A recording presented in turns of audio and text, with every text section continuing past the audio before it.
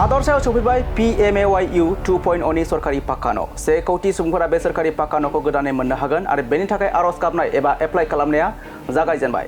नोंथाङा बेनि थाखाय मोनबा रोखोमनि डकुमेन्टफोरखौ लानानै थाबैनो एप्लाइ खालामनो हागोन। नोंथाङा मोननो थांगासिनो दं Pmgy U 2.0 नि सरकारि पाक्का न'। नंगौ, बे समाव लानानै फैदों हादरसानि कौटि कौटि सुबुंफोरनि थाखाय मोनसे गोनांथार रादाब। नोंथाङा मोननो थांगासिनो दं Pmgy U 2.0 नि सरकारि पाक्का न' आरो नोंथाङा बेनि थाखाय दानिफ्रायनो एबा दिनैनिफ्रायनो एप्लाइ खालामनो हागोन।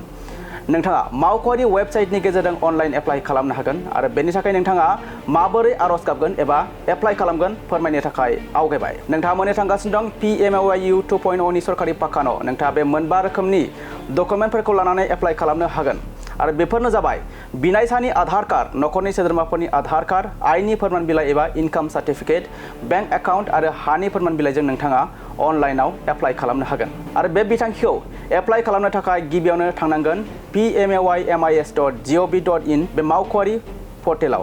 एप्लाइ खालामनायनि सिगां उदायथि आनजाद लानाय जागोन। जुदि नोंथांनि मुङा फारिलाइयाव फैयो अब्ला नोंथाङा सरकारि पाक्का न' मोननो हागोन। नंगौ, बे समाव लानानै फैदों हादरसानि कौटि कौटि सुबुंफोरनि थाखाय मोनसे गोनांथार रादाब। नोंथाङा मोननो थांगासिनो दं Pmgy U 2.0 नि सरकारि पाक्का न' आरो नोंथाङा बेनि थाखाय दानिफ्रायनो एबा दिनैनिफ्रायनो एप्लाइ खालामनो हागोन।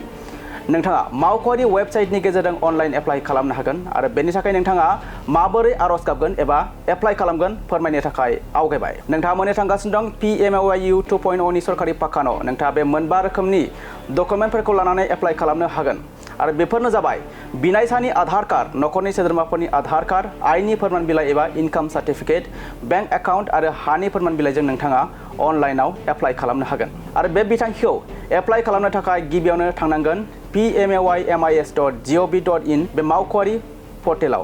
एप्लाइ खालामनायनि सिगां उदायथि आनजाद लानाय जागोन। जुदि नोंथांनि मुङा फारिलाइयाव फैयो अब्ला नोंथाङा सरकारि पाक्का न' मोननो हागोन। हादरसायाव सफैबाय Pmgy U 2.0 नि सरकारि पाक्का न'। हादरसानि कौटि कौटि सुबुंफोरनि थाखाय बे मोनसे गोनांथार रादाब। नोंथाङा मोननो थांगासिनो दं Pmgy U 2.0 नि सरकारि पाक्का न'।